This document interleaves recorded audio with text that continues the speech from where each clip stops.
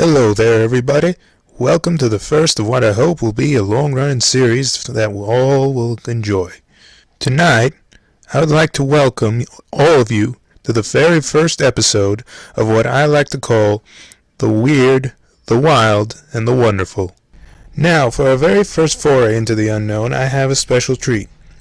All the way from the back pages of Weird Tales, specifically Weird Tales from February 1933, is a little tale that I like to call The Fire Vampires, courtesy of a good friend of H.P. Lovecraft, Donald Wandrei. And you would not believe the hassle I had to go through to track this thing down. I have been looking for this thing for months and months and months, but eventually I got it, and I'm here to present it to all of you. I hope you enjoy. This is a tale of war and terror, and tyranny and flaming death. It is a story that begins in the bleak abyss of space and ends upon the earth. It is the story of all mankind over a period of 2 decades. Yet it is also the story of one man and one devil out of monstrous voids. But I anticipate. I, Alan Marsdale, venerable historian to the United Federation of Nations, have been deputied in this year, the year of our Lord, 2341, to chronicle the coming of the comet. But I cannot set the facts down as dead history, for the very first deeds burns before my eyes, and the strangeness of it all lives again. No man now existing could tell this story and remain unmoved, nor can I, though my work lies with files that gather dust and papers that brown with age. I shall begin with the beginning, or as much of it as we are likely to know, and I shall unfold the events as they were unfolded to us who lived through the disaster. As we look back now, with wisdom bought at the dearest sacrifice man has ever made, we wonder how we could have been so blind, could not have put together matters that were linked. But we did not. Nor are we sure how much it would have helped if we had. The new comet was discovered by Norby, Gustav Norby, the authority on cosmic life forms. Men had laughed at some of his speculations in the old days, but they do not laugh now. It was Norby who saw the comet on July 7th, 2321. It was Norby who plotted its course and sent out the news that it would pass closer to Earth than any heavenly body had ever come. It was Norby who predicted that there might be danger, that attendant phenomenon would be widespread, that the very existence of Earth was conceivably imperiled, and it was Norby who, by right of discovery, gave his name to the new comet. When first seen, Norby's comet lay approximately 5 light-years beyond the solar system. At its estimated speed of 50,000 miles per second, it would require about 18 years to reach Earth. Consequently, the prognostications of future danger weighed lightly on the public mind. 18 years? Why, that was too far ahead to worry about. Astronomers watched the distant comet through all of July and part of August. It showed up clearly as a curved nucleus with a fan-shaped tail streaming away millions upon millions of miles behind it. Aside from its phenomenal speed, it was noticeable chiefly for its faint coloring of reddish-blue. On August 10th, as the new comet was nearing the region of Alpha Centauri, astronomers were electrified by its mysterious disappearance. Not the slightest trace of it remained. It was gone, vanished as though it had never been. The public jeered. Scientists looked puzzled as they tried to explain and could not. On August 14th, the world was stunned by the information that Norby's comet lay less than 1 billion miles beyond Pluto, and was approaching the Sun at its former speed of 50,000 miles per second. Within 16 hours it would be passing the Earth. Had it crossed more than 4 light-years of space in 4 days? Impossible, answered the wise men. The world stared. Scientists everywhere were in a frenzy. It must be another comet. But how could any comet approach so close without having been observed? At midnight of August 14th came the famous bulletin from Norby at the Mount Wilson Observatory. It deserves to be quoted in full. New comet is definitely Norby's comet. First observed on July 7th. Speed again calculated to be 50,000 miles per second. Reconstruction of theoretical path brings it to last point at which Norby's comet was seen on August 10th. Only 2 possible explanations. 1. Faulty previous observation. unacceptable because of number of independent observers and witnesses. 2. Comet suddenly increased its speed far beyond that of light and leaped across 4 light-years of space so fast that light rays have not yet reached us and will not for years, hence mysterious apparent disappearance of comet. Comet was present but approaching so much faster than light that rays had not arrived. Intelligent control of comet by living organisms forecast. Its actions otherwise unaccountable by any known laws. Signed, Gustav Norby. Plainly visible without the aid of glasses, the new comet drew the attention of anxious eyes wherever weather conditions permitted. Men felt uneasy or apprehensive. This could be no ordinary comet. Even its peculiar reddish-blue tint was different. Where primitive beliefs still survived in Africa and India and the jungles of South America, the coming of the comet was attended by a sort of wild hysteria. And in great metropolises, men could not look at the newcomer without emotions of wonder and doubt and awe. Hour by hour, Norby's comet grew brighter, drew closer. It swung past Pluto, hurtling steady towards the sun. Rapid calculations showed that it would come dangerously close to the Earth. Its mass was not sufficient to disrupt the solar system, but there was the very gravest danger of collision, and the possibility that fatal gases would poison Earth's atmosphere. By dawn, the comet was traversing the orbit of Neptune. Radio broadcast and television had spread the news, but the morning papers of August 15th sold like gold bricks, so eager was the public to read every shred of information about the menacing invader. Full-page headlines and flaring streamers told the story. The prophecies of disaster, the warnings of catastrophe were printed. Nobody sprang into instant fame, but what good was fame, men asked, if this were the end? Who could predict what would happen next? A strange hush brooded over the great cities throughout a sultry day. When the shadows of twilight darkened on the ground, men went out singly and in groups by millions to watch the newcomer. And long before darkness came, long before the first star shone, Norby's comet blazed forth bluish and brilliant, terribly near in the zenith, its tail sweeping fanwise in a majestic but awe-inspiring streamer of tremendous length. It was a marvel of the heavens, an omen, a prodigy that men compared to the dark star which had swept out of space in the 20th century. Would it wreck the Earth? Would it plunge onward in its wild rush and crash flaming down upon a continent? Would it weld with the sun and cause who knew what disasters of collision or immeasurable heat? Humanity shivered at the terrifying and menacing beauty of the comet, so near, so dreadfully near, and so radiant that all the stars were outshone, and the moon gleamed wan and feeble. A murmur of voices swelled along city streets. In the open country was heard the restless rustle of animals, the shrill whining of frantic horses. Night turned to a kind of day. Gigantic and supernal, the comet visibly drew nearer, grew brighter, shining like a second and larger sun, with a swath of splendor trailing away millions of miles behind it. The murmur of humanity was hushed for a minute, then swelled to a babble as television and newspapers broadcast the latest bulletin from Norby. Unaccountable change in the path of Norby's comet. At 10:41 p.m. Western Standard Time, comet turned at right angles from course towards Earth. Estimated distance less than 500,000 miles. Present course and direction opposite that of Earth's rotation. Too early to state whether it will become permanent satellite circling Earth, or continue on a new trajectory and pass out of the solar system. No explanation for sudden deviation except controlled by rational beings. Norby. As night raced westward around the world, so raced the intruder. America was lighted as if by a dim day. The comet shone reflected from the Pacific like a sunken volcanic fire. It swept across Asia while priests and fakirs knelt in supplication. Nothing within memory brought out such vast crowds in the capitals of Europe. Livid and flaming, it hurtled ever westward. The passengers on transatlantic liners saw it flare from the east and blaze high overhead. It followed darkness around the world, and when it reached America again, anxious eyes saw it burn above, but farther away. At midnight it was very faint over the Mississippi Valley. People on the western plains could hardly discern it. They were not disappointed, for they had seen Norby's latest communication. Comet swinging away from Earth after complete circle of globe. New path will carry it out of solar system towards region of Antares. Phenomenon inexplicable. Nothing in history of astronomy to parallel it. All danger past. Norby. On the morning of August 16th, two men were engaged in angry conversation at the Mount Wilson Observatory.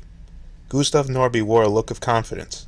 His young assistant, Hugh Arver, was alternatively skeptical and irritated. "It's preposterous," he burst out. "Just because a comet acts as no comet ever has behaved, do you think it is controlled by intelligent beings? Why, man can no more control his own world than I can wish myself unto Mars merely by wishing." "Perhaps man will control every movement of Earth some day, Hugh," answered the older man quietly. "Remember, our civilization is only 5,000 years old, and our scientific achievements are the product of only 600 or 700 years. There is no reason for thinking that our world alone contains life." "That may be, but the surface temperature of that comet you yourself placed at 1100 degrees centigrade. Why, nothing can live in such heat." "Nothing that we know could. But what of things we do not know? How do you explain these?" Norby picked up a pile of newspapers, telegrams, and radiograms. "Here are the accounts of more than 15,000 mysterious deaths last night from every country that lay under the path of the comet. America, the Philippines, China, Russia, Germany, France, Spain, a dozen others. Every death was exactly alike. A flash in the air like lightning, a man or woman who suddenly burst into flames as though by spontaneous combustion, and then only a heap of bones. There are 15,000 instances of that fiery death already known, and the reports are still coming in. How do you account for them, Hugh? Does it not seem strange that they all occurred precisely when the comet arrived?" "What if they did? Everyone expected danger if it came too close. It might easily have loosed gases or energy that somehow struck down those thousands of people." "Did you ever hear of a gas that picked one man out of a crowd, killed him, and left the others unharmed? Do you ever hear of lightning that drifted towards a man, suddenly shot around him, and consumed him instantly, and then drifted on again? No, no, Hugh. There was method behind this, method and purpose." "What? Whose?" Norby shrugged. "I don't know. Wait and see. The comet's gone. You can't prove anything. The comet is gone, as you say. But suppose it returns." Hugh stared for a minute. Then he brightened. "It won't be in our lifetime. History does not record its previous appearance. The course it followed as it left would not bring it back again for nearly 1,000 years, if at all. If it proceeded according to natural laws. But it didn't. It crossed nearly 5 light-years of space in 4 days. It turned at right angles to its trajectory and circled Earth like a satellite. Then it shot off on a still different course. It behaved as one might imagine a spaceship from Mars would behave, increasing its speed to reach Earth, circling Earth to survey it, and then departing home, or continuing on to other worlds. After sampling the provisions of Earth." "Norby, you're mad," came Hugh's startled cry. "I am not sure. Can you offer a better explanation?" Hugh was silent. He was skeptical, as everyone else was skeptical. Yet he thought, as hundreds of other far-sighted individuals thought, trying to understand the riddle of the skies. The comet was the greatest news item of the year, of centuries. Its mysterious arrival and departure, the peculiar and terrifying deaths that slew thousands of human beings in its wake, the lightning that was not lightning, exerted a spell on the imagination, and yet baffled the mind with facts that were not put together. Who could put them together? It seemed so easy now, and yet... On another hot August day, 6 years later, Norby and Hugh were descending from the observatory in early afternoon. They had taken dozens of photographs by the new 800-inch reflector the preceding night, and had spent the late morning in an examination of the pictures. "That new telescope is certainly a marvel," Norby was saying. "Why, its range is dozens of times that which the old telescopes had. And Pletska's force tube, which creates a vacuum through Earth's atmosphere, does away with heat waves and all the distortions which used to trouble astronomers. Why, they would never have been able to see that new star in the Antares cluster. It's strange that the star didn't appear in earlier photographs." The two men had reached the outer door and emerged into daylight. A couple of workmen were passing some 100 yards distance. "We ought to be getting a storm tonight," remarked Hugh after gazing at the sky. "There seems to be a lot of heat lightning around. Look at that fireball over by those trees." Norby was already staring intently at the trees. A bluish striated light seemed to envelop them. Strictly speaking, it was not a fireball so much as a curiously motionless network of electricity. "There's something unnatural about that lightning," said Norby. "I've never seen any—" "Great God!" The bluish network suddenly leaped across to the passing workmen and flung itself around them in coils of fire, with 2 fingers of light crackling into each man's head. A tortured shriek burst from them as from one man. An intenser flicker momentarily irradiated the network. There came 2 spurts of blinding livid flame, 2 volumes of yellow smoke issuing up, and where the men had stood lay 2 calcined skeletons. For only an instant the odd lightning hung poised over the bones. Without warning it flashed towards Norby and Hugh, but the door to the observatory was sealed against it. Some deep instinct had caused them to dash inside and fasten the door even as the lightning flashed. Hugh's face was white. "Good heavens," he gasped. "What was it? Why, that thing acted as if it were alive, like an animal springing after prey. Those men, I'll never forget them."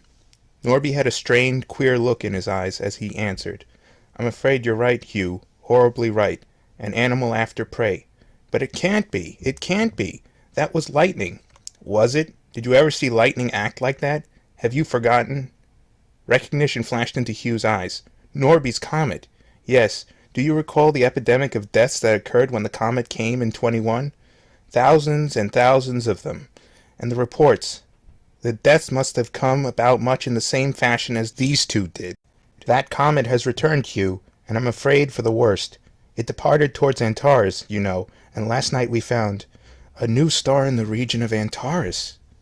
Probably it was the comet. It may be within striking distance of the Earth already. It must be. What can we do? How can we escape if you are right? We can do nothing but stay here so long as we are sealed in. The other deaths all occurred outdoors. I think we are safe for the present." Throughout the afternoon they remained inside, yet they heard and saw the tragedy that swept its fantastic way around the world. Television brought them pictures of additional deaths. They heard the story of an electrical plague that seemed to have broken out everywhere. Hour by hour the total of lives lost mounted. Men, women, and children were stricken down in city streets, enveloped as they emerged from buildings, burned as they worked in fields, incinerated on the public highways and aboard ships at sea, slain even in aircraft. Nowhere on sea or land or in the sky was there safety. Every country in the world, from Alaska to Antarctica, from Europe to Australia, reported the fiery death. Not a city of any size escaped the striated networks and the consuming bolts. It was at nightfall, beginning along the Atlantic coast, and following darkness ever westward around the earth, that the incredible, monstrous, appalling truth flamed in the heavens in mile-high letters of fire. Norby and Hugh heard the broadcast, which announced that Norby's comet had again been sighted, moving across China. They heard in stunned incredulity the account of that new phenomenon which had also made its first appearance over China. But they could not believe, they would not believe, until the afternoon had worn away and nightfall came. Then they saw it, the comet streaking up from the east, brilliant and bluish red, and strange with a corona haloing it, and its tail fanning away behind it in a vast curve. They saw the striations and streaks of lightning that moved innumerably through the entire heavens, so that the stars were outshone and freaked by lines of fire. Lines that moved and formed themselves into letters, words, and a message a mile high, miles long, shining in terrible flame against the darkness behind. Awed and speechless, Norby stared, while a strained look settled on Hugh's face. They watched the message spell itself out, a message so simple, and yet of such stupendous import to mankind. "People of Earth," it began, "you are ours by right of conquest. Henceforth and forever you belong to us, of Kitinga, known to you as Norby's comet. You cannot fight us, nor defeat us, nor evade us. We are superior to you in every way. At irregular intervals we shall return and claim as our due from 20 to 50,000 of your inhabitants. We desire nothing else, but we insist upon the payment, and we shall take it. If you resist, we shall take more. Our next visit we shall claim John Hanby, the President of the Federated Nations, Axel Grunow, Master Scientist of the World, Sin Lo Hoi, Commander-in-Chief of the International Army, and Gustav Norby of the Mount Wilson Observatory. These men must place themselves in the evening of August 27th, 2332, at the peak of Mount Wilson. If they are not there, we shall take 100,000 lives instead of 20. Fithagwa, Lord of Kitinga." "What can it mean?" gasped Hugh. "It's mad. It's unbelievable. You, Norby, why should you be chosen? It's all a hoax." "Easy, Hugh," answered Norby to his excited assistant. "The danger is apparently over for the present, and we have a full 5 years to talk. It is not a hoax." "For God's sakes, what is it?" The older man looked tired as he replied gently. "What I have long feared and warned the public about has happened. We are threatened by invaders from outside. This may mark the passing of mankind." "Impossible! We'll fight." "With what?" Hugh was silent. Norby continued. "We can't even reach the comet. How are we going to fight a wholly alien form of life of which we so far know virtually nothing?" "If it is life." "It is, and life of a vicious and frightening kind." "It must be a hoax. It must be. How could the creatures have known English? What sort of thing could they be? Why, there's nothing on earth to account for them." "True, but you forget. The message we saw appeared in Spanish over Spain, French over France, Russian over Russia, and so on. Each country read the message in its own language." "Was that a joke?" "It was a meticulously intelligent joke if it was. Don't forget the earlier visit of the comet. I had a theory then that no one would accept." "Briefly, Hugh, the comet is controlled by life of a sort with which we are unfamiliar, possessing knowledge and power far beyond ours. They are electrical things, pure energy that has an intelligence and reason. Somehow they feed on human life, human energy. They killed thousands on their first visit. They sucked out life from living men. Vampires, fire vampires, that's what they are. And they sucked out knowledge too, mind and soul and brain, so that they were able to study and master the nature of Earth before they returned a second time. Don't ask me how they did it. I can only look at the results and guess. Somehow they feed on our life force, spirit energy, call it what you will. In so doing, they also absorb the entire knowledge of the victim. From the tens of thousands of people that they have now slain, they have obtained new energy for themselves, and a great cross-section, if not virtually all the knowledge of Earth. Man is doomed. Earth has been made into a slave planet owned by fire vampires. God knows where the comet's headed now. Out towards its other slave planets, I suppose, or to explore for new inhabited worlds to subjugate. It's easy to see why they picked out Hanby and Gruno and Hoy. They are 3 leading minds of Earth today. Information that the fire vampires could have sucked from almost any one of their victims. But it's also easy to see that they cannot seek out and find specific victims, otherwise they would not have ordered these 3 individuals to be segregated in an isolated place. But why you, Norby? I can't understand that. I think it's because they fear me. No one believed my theories and warnings, Hugh, but many people read them. The fire vampires probably reasoned that if I was several jumps ahead of the world in knowing about them, I might also find some means to thwart them. They could have waited while we 4 sacrifices were brought together and claimed us now, but they must have had urgent reasons for departing, or else they are so confident of their power that they merely want our lives as a precaution and can afford to wait a few years. What can be done? What is there to be done? I don't know, Hugh, but I'm going to need you.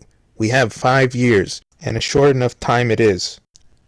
On August 27th, 2332, Norby stood again in the observatory. The intervening years had been crowded with labors and plans and projects that seemed to get nowhere. The immediate panic created by the comet had worn off the world by now, and a myriad of explanations had been advanced to account for the phenomenon.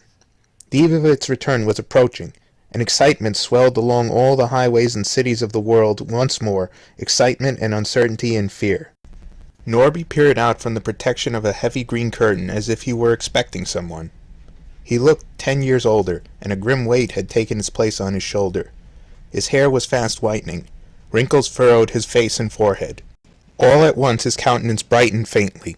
A few minutes later, Hugh rapped cautiously on the unused storeroom that concealed Norby. The scientist admitted him. "Did you carry it through successfully?" he asked anxiously. "Yes, I spread word that you had fallen into the river while on an outing with me, that you had failed to come up, that I could not reach you because of the steep banks, and that all points were to be watched for your body. I was detained several hours by the police for questioning, which delayed me, but finally released on my own recognizance. Good work. You are sure that my death is firmly implanted in everyone's mind?" Yes, the television broadcasts have already gone out. Did you learn anything further? Hanby, Hoy, and Gruno are on their way. They will be at the appointed spot by noon without you, and firmly convinced of your death. If there was anything to gain, Hugh, I would be out there with them, but there isn't.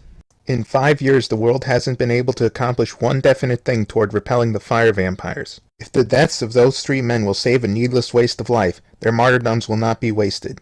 The whole race is periled, Hugh, and no one man can think of himself first. But I have hopes. It's a long shot I'm taking, and if I lose, the blood of thousands will stain my hands. But if I win, the danger will be over, and your help is essential. You know you can count on me. Hugh walked to the one window of their hiding place and pulled back one edge of the curtain to peer outside. As he did so, it rolled up with a snap. "Quick," Norby shouted. "Pull it down again before someone sees us." He was too late. Hugh jerked at the recalcitrant curtain, but a member of the staff, passing by outside, glanced up. Norby dived for a dark corner, hoping that he had not been seen. Vain hope. A smile of recognition lighted the face of the man outside, a smile that turned to a writhe of agony as a whirling network of fire flung itself in rippling striations around him. "They've come again!" gasped Hugh. "And the damage is done," said Norby, with a tight hardening of the lines around his mouth. "But don't blame yourself," he added, as he saw the downcast look on Hugh's face. "I should have known better than to rely on those antiquated curtains." How terribly right he was he found out as the day wore on. 20,000 lives if Norby, Gruno, Hoy, and Hanby were sacrificed, so the message had said. 100,000 if the instructions were not obeyed. By nightfall, the 100,000 and countless more had perished in America alone.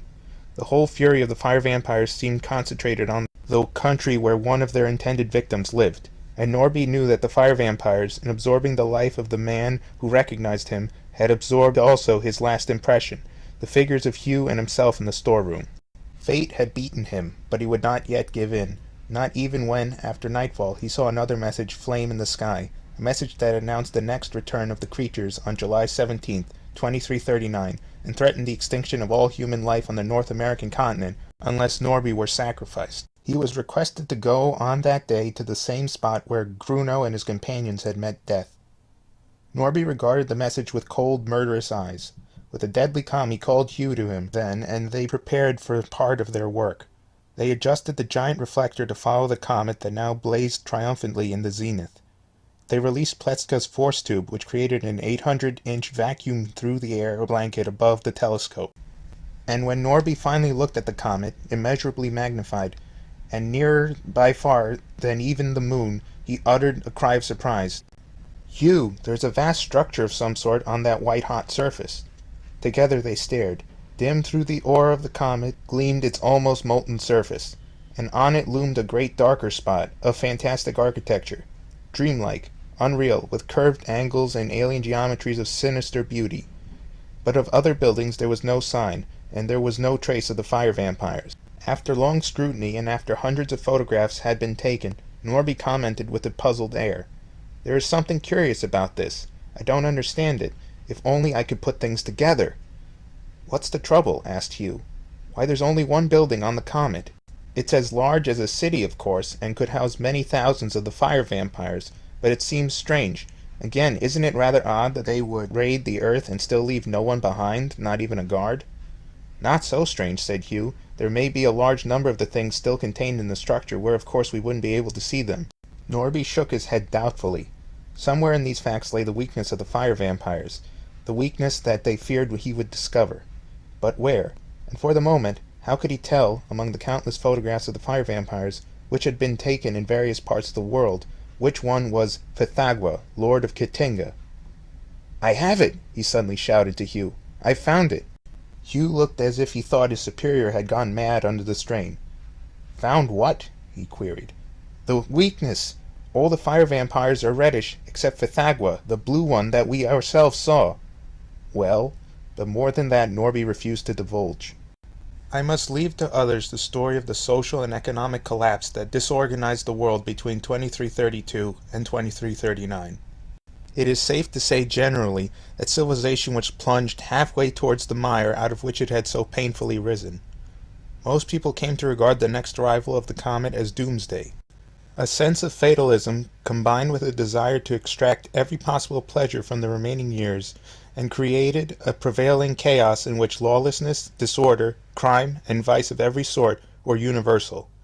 Scientists, it is true, worked feverishly in efforts to devise new weapons of destruction, to break down the atom, to control the laws of stellar mechanics, to invent space transports, which in a last resort might convey the population of Earth to another planet.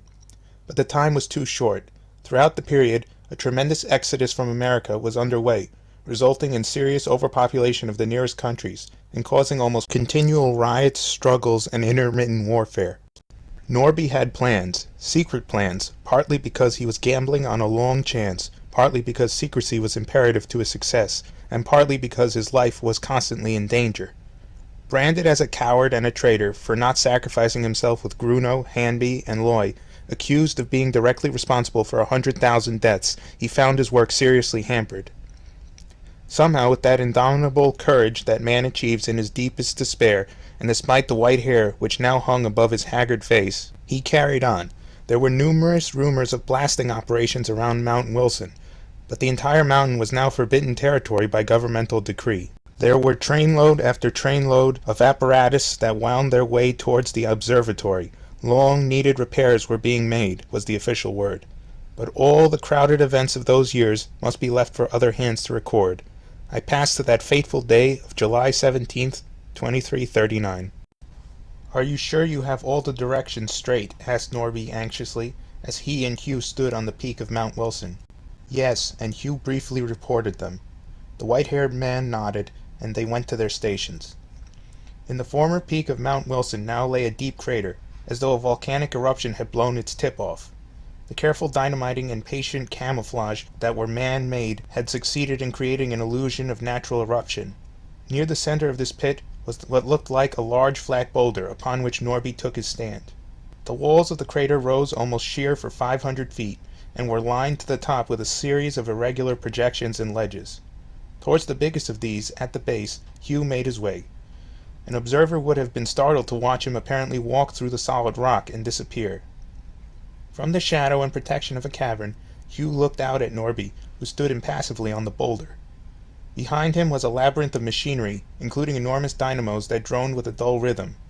In front of him were several instruments, an electro-interferometer for detecting the electrical charge of the atmosphere within a radius of 10 miles, and a staggered triple switch being the most important. The hours crawled by. A hot sun beat down on the crater. The silent waiting wrought upon the tense nerves of both men. They felt the burden of this last attempt to defeat the fire vampires. Felt it more because they were going so largely on deduction. One slip and the human sacrifices, the living bait that was Norby, would meet flaming death. One error and millions of human beings would perish as an entire continent was depopulated. So the portentous day waned, and the sun drifted overhead and burned westward, and shadows crept out farther from the western walls of the crater and lengthened upon the jagged floor, and twilight approached. Still there had come no trace of the fire vampires. Into Hugh's thoughts came a hope. Perhaps they would not come. Perhaps the comet had broken apart in the outer reaches of space. Perhaps it had been defeated by a superior race somewhere in the cosmic voids. Perhaps it had even put up a bluff and had never intended to return. As darkness came on, Hugh's hope grew stronger. The strain of the day had been great. He felt very tired, and every passing minute meant an increasing chance of safety. He glanced again at the mercury mirror that, beneath tons of rock, still reflected the heavens. And there shone the comet, flashing into sight, huge and brilliant, as though it had materialized out of nothing. "Norby, it's come!" he shouted. His weariness dropped from him like magic. He looked at the electro-interferometer. Its pointer was jumping and swinging madly. Then he looked up, across the crater, and his heart skipped a beat. A vast mass of bluish lightning drifted ominously above the pit, as though suspicious yet hungry for prey. In the darkness, Hugh could not make out Norby's reaction, and if the worst happened, he did not want to witness Norby's fate. The sinister thing poised far above its victim, contracted and like light hurtled downwards to fling coils of living fire around Norby. Hugh's hand, already resting on the staggered switch, threw it shut with a convulsive movement that brought 3 sharp staccato clicks. At the first click, Norby dropped from sight through a trapdoor, while streamers of bluish energy ravened furiously where their prey had vanished. At the second click, a solid sheet of fire shot across the upper rim of the crater, closing it completely, with a roof of blazing incandescence. The bluish fire vampire suddenly sensed danger and leaped upwards, too late. Like a trapped animal, it halted at the solid flame that shut it in. A sound like a piercing cry, a noise like a hiss, emanated from it. At the third click, from 100 points on those jagged ledges shot 100 roaring bolts of electricity, 10 million volt streams that thundered and spluttered and crackled, crisscrossing the entire crater with a hell of surging power. In that mad and frightful glare, to the deafening crash of giant bolts, Fithagwa, the blue fire vampire, twisted in a frantic effort to escape. Only for an instant were its thrashings visible, only till that moment when the roaring electricity crackled through it, and there came a titanic flash as of a cosmic short-circuit, and a blackness of blackness followed. And all over the world there swept a flash in the skies, and a flame on the ground. Every fire vampire was seen to writhe in torment, and disappear in a spurt of diffused incandescence. Thus the fire vampires passed away forever, leaving behind them only the comet that is now a satellite of Earth, with an identical rotation period, so that every night it blazes above the eastern horizon and trails high across the heavens. Before me, as I write, lies a communication from Norby, in answer to a request of mine. It seems most fitting to close this record by an extract from that missive. "You asked me how the fire vampires were beaten," he replies. "I can only say that it was by guesswork and good fortune as much as by knowledge. Several facts that I had gathered impressed me. Why was there only one building on the comet? Why were there no guards left behind? Why were all the fire vampires red except one that was blue? A thought came to me, one of those guesses in the dark. The answer is, I said to myself, that the blue vampire is Fithagwa, Lord of Kitinga, and there is only one fire vampire in all. Somehow this monstrous ab-human entity grew up as a unit composed of individuals, a disconnected organism that nevertheless might die if its main member were killed. The main member, I reasoned, must be Fithagwa. All the red fire vampires were limbs, tentacles, parts of it, as it were, able to behave like separate individuals within a limited territory, but bound by invisible ties of energy to the parent. If my speculations were true, then we would only need to destroy Fithagwa, and the other countless parts of this weird organism would of necessity likewise perish. And since the thing was pure energy, I reasoned that pure energy might short-circuit it, or diffuse it, ground it in the terms of earth science. Together Hugh and I worked out the details, concealing anodes and cathodes for carrying an enormous charge all around the crater. The results you know. The danger is past, yet I cannot help feeling a certain respect for an entity that almost made good its huge bluff, that almost succeeded in its pretense that there were millions of fire vampires, when there was really only one, Fithagwa, Lord of Kitinga. And so ends our tale for today. I hope you all enjoyed it. Now, if you did, and you want to see more of this stuff, and you feeling generous, of course, feel free to throw me a few bucks via Maker Support. Just look down at the description for a link to the site. Until next time, people, stay weird, stay wild, and stay wonderful.